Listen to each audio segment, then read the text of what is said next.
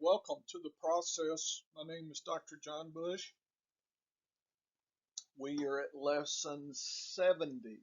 I'm taking a whole block of material now. We're leaving positional analysis and moving on to looking at actual positions taken during drafts. In other words, what is the expected, in quotes, expected draft patterns that one might see in your 2021 draft. I think to do that, we need to be familiar with past draft patterns, and this is focused on PPR draft patterns. This is part one, and just kind of stirring the pot, looking at expectations in general.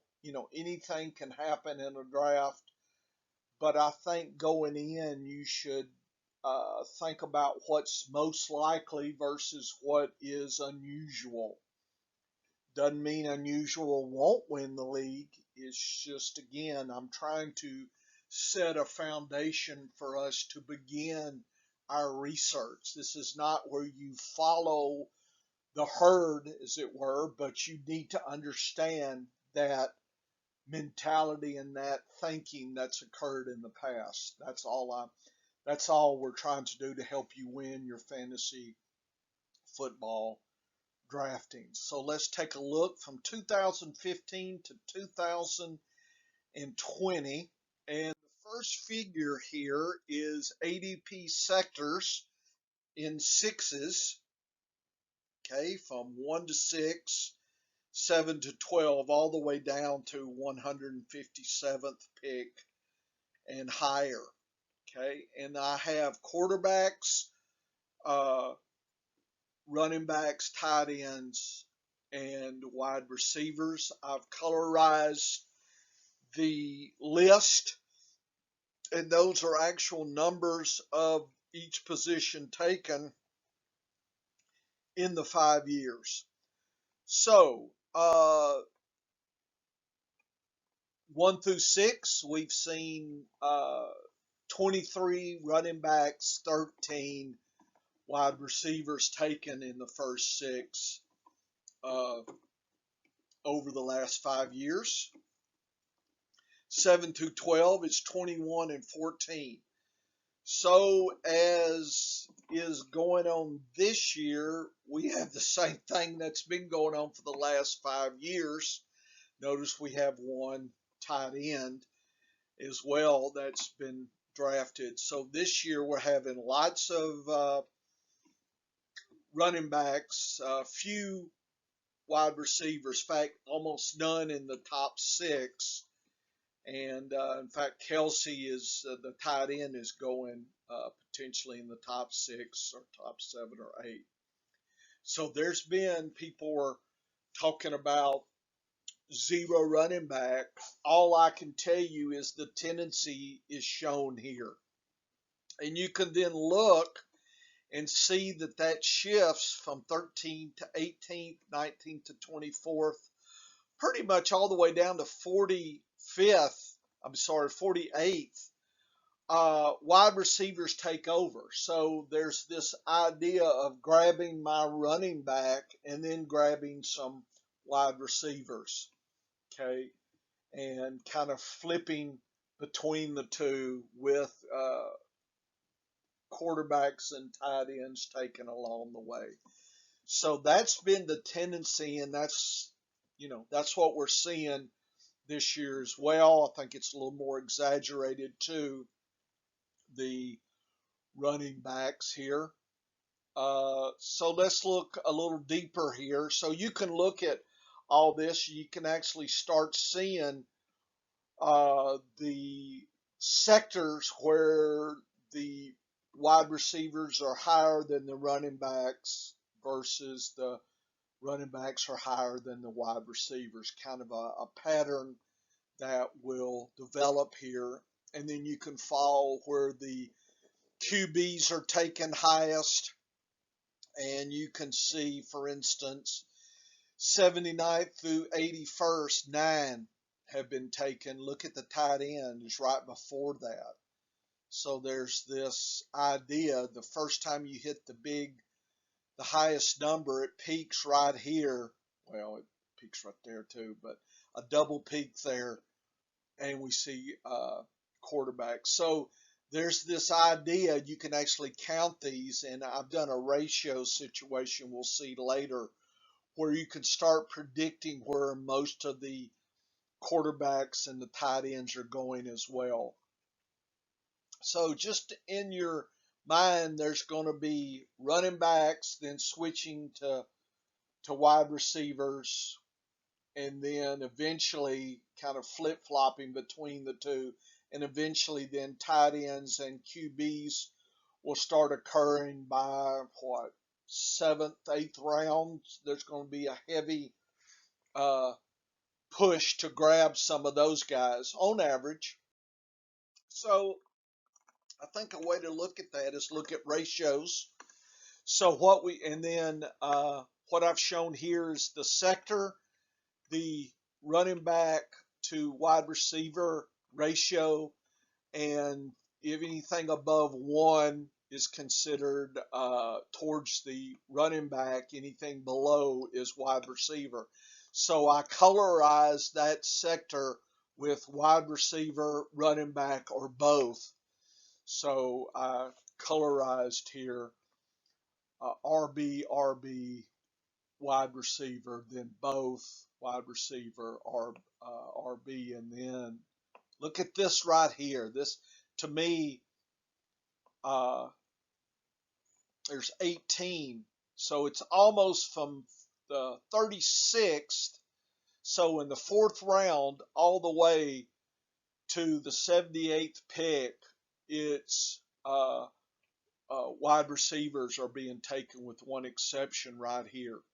So what I think is the pressure people feel when they take too many wide receivers is they switch to a running back, and then they're feeling like, okay, I got that, then I'm going to the wide receiver. And you can start seeing where people are bouncing between the two here. And then I have the sectors with the quarterback and the tight end, and I mark the dominant position here. So tight ends have a history of being taken first before quarterbacks, and that's what we're seeing as well. And notice the top quarterback tends to go around the 25th to 30th, and this year it's about the 36th. Holmes is going there, and then tight ends. And notice by the 4th round, we get a ratio of 3. So we get lots of quarterbacks here. So people are picking off these tight ends, then they're going quarterback in here, and that pretty much dominates with a few tight ends along the way here, just kind of seeing the flow here.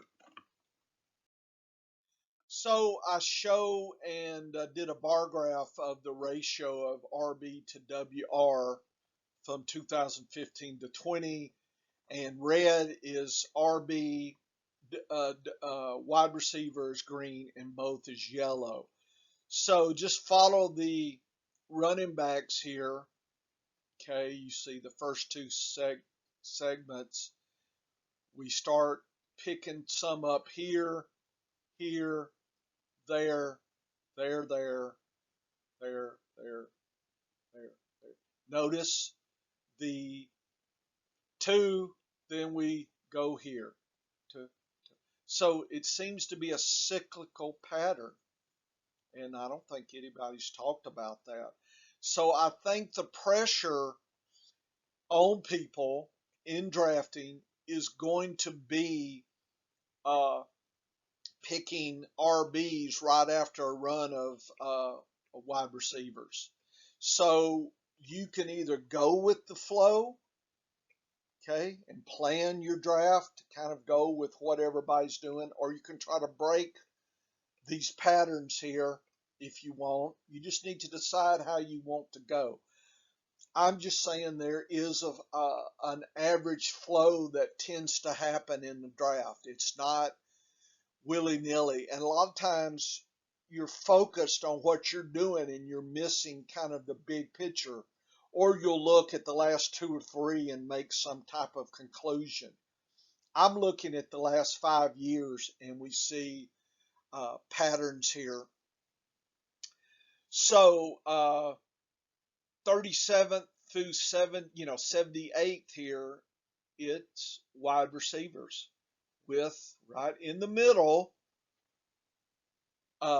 running backs. So this right here, this sector, the pressure builds and you want to take your running back right there. So if you're thinking about that, maybe this is the sector you try to beat these the flow, and you take a running back there, then a wide receiver, then a running back. You see what I'm saying? So you're trying to break the pattern here. Looks like there's two. There's a real strong doublet here that's occurring from 79th to 90th. So if you know that, you can look ahead to see what running backs are available and maybe reach a little bit if they're worth reaching for. This is not saying, oh, do this or don't do this. This is for your understanding of the draft flow. There is a draft flow on average. That's the big take home. How you address it and deal with it, it's up to you. I just like to know about it and consider how to play that. So again, we have a pattern. Use it to your advantage. And this is how I look at drafts as I'm going in. As part of the process. This is my process. I look, I consider. By the way, the pink is equal. So the yellow there is where you're taking both. So notice that happens in the middle here. So there is a running back, wide receiver, both, wide receiver, running back. So there's a bias to the run. It's like people gather at least two, try to grab at least one or two running backs. So maybe by the 6th round, they've gotten 2 or 3 and then 3. So there's wide receivers. So 3 and 3. And there's that tendency you want to balance your team, which may not be the best draft strategy. I think we've talked about that wide receivers, you can get more value from later wide receivers than later RBs in general on average. Okay, so you do need to consider that as well. And if I plot the bias here to either RB, wide receiver, or both in blue, so green, yellow, blue here, you see kind of this pattern. And it's real interesting here. It's like, okay. So to me, this is people picking one, then grabbing the other, then grabbing back. So there's that tendency to RBWR back to RB kind of pattern, except at least early, then about 3 rounds in, they may even be grabbing, 2. So 2, 1, 2, and then another 1 or 2, and so forth. So there is that flow. So note the sectors that the patterns the positions are being drafted in on average, and you decide, do you want to get ahead of that, or do you want to fall with it, or do you want to be behind it? Okay, so I think going in, you can look at ADPs and kind of just chart how drafts are going this year compared to the average, and just make plans accordingly. So I'm arguing at some point you may be picking based on patterns versus the player, and that's a little bit different. That's probably occurring late, and for me, I tend to do that late in best balls. I'm not, going for the secret play as much as trying to develop an overall team scoring situation for me, and trying to anticipate what people are going to grab in the next couple of rounds and what should I do based on my team building. So there's a lot of thought to this, but you need to understand patterns and tendencies. That's it. And then you make your selections, right? So you just need to decide how you play based on what, on average, people are playing. I know everybody, I knew in this draft, 20 tight ends went or something in a row. Or, look, we're talking on average. Anything is possible in the extremes. Okay, so if you're in an extreme situation, uh, just try to, move against the public. Is when in doubt, do the opposite of what the public is moving to, and you'll probably end up in a better situation. What about the QB TE ratios? And the yellow is quarterback, purple is tight end, and blue is both. So you see that in the first, I don't know what, 40-second picks, that it's heavily to the tight end with that early QB drafting that's occurring. So people are tending to take tight ends earlier than QBs, but then after about the 42nd pick, they're running to the quarterbacks at that point. People talk about late quarterbacks. If it was such a late quarterback, you would not see such a quarterback bias sectors until later. I mean, we do see that, so it's probably populations here. Looks like people have grabbed their QB by the 78th. I mean, their tight end by the 78th, and now they're picking off one or two quarterbacks, streaming and whatnot. So that's by the 78th pick here. So you need to decide when do you grab your QB, because right in here there's going to be a pressure to grab QBs. You're going to see, rounds where there's, multiple QBs going right there at about the 79th pick up. And you see later that people are coming back and grabbing that second or third tight end right there. Excuse me. So early tight ends, and then that gives way to quarterbacks by right here. Okay, so what is that? The sixth round. So the 7th round on, people are those quarterbacks are going to fall. So if you don't have a quarterback by then, just get ready because it's going to be a run on average. So I would definitely go one or the other. I would have tight end, then late QB, or I'd have an early QB and then wait and grab tight ends. I don't think I would do early QB, early tight end, unless you're deliberately trying to skew it like with a zero RB approach, right?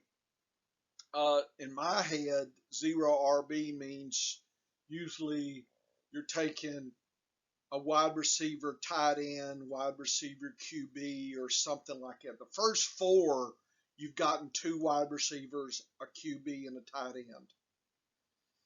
So that to me is then the fifth and the sixth pick probably are RBs at that point. Extreme would be waiting way late to grab uh, RBs. But I feel comfortable either, and again, I kind of let the draft come to me, whether I grab an early QB or an early tight end. I just kind of, see what the flow is here. If they let some good tight ends last too long, it's going to force my hand. Okay.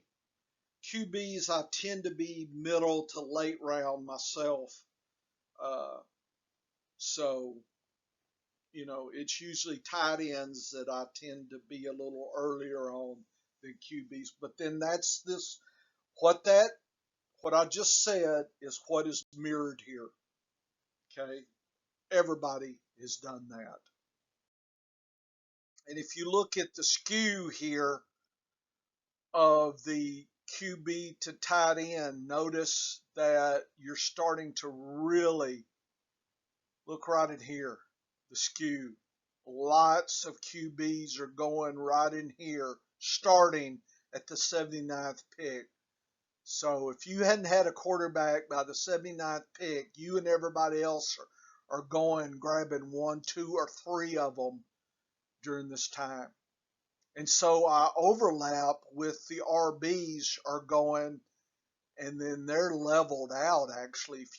If you just plot kind of the a trend line, that's what you're seeing is early running backs, and then you level off, which is kind of interesting. But early tight ends, okay, and then you're starting to see some early quarterbacks, getting some tight ends here in this valley, and then really getting quarterbacks at this point. And then people are picking up that second or third tight end here, maybe real late, probably a third tight end at that point. So think about the draft flow, think about where you want to be in your journey. And we're going to go into this even more in the next parts here, but this is the opening salvo on planning your drafting, is to understand the tendencies and the patterns that have gone on before you, right? Uh, People forget what happened last year and you can't. Okay. Again, are you going to follow? Are you going to lead? Are you going to be contrarian? So think about how you're going to approach the draft. And some people wait, let the draft talk to them. I got it. I kind of probably am doing that. But I do like to know the tendencies. So I would go through and look at this a couple times, make notes in your draft on kind of when you're expecting things to happen. Get that going for you. Okay, so this is the beginning of my drafting plan using the positional patterns that gone on the last 5 years. This is the process. My name is Dr. John Bush. I hope this is new and novel and is going to give you an advantage to win your league this year. Please come back. We got lots more coming.